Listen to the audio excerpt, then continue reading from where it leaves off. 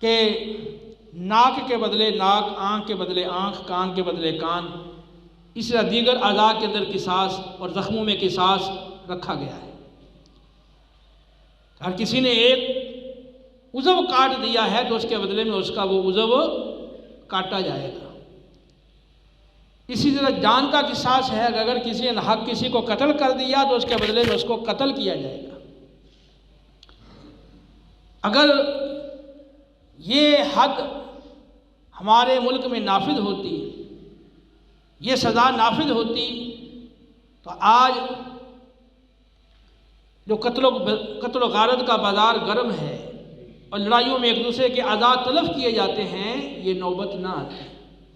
وَلَكُمْ فِي الْقِصَاصِ حَيَاتٌ يَا أُولِي الْأَلْبَابِ، اے عقل مندو، اس قصاص میں تمہاری زندگی ہے اور تمہاری زندگی کا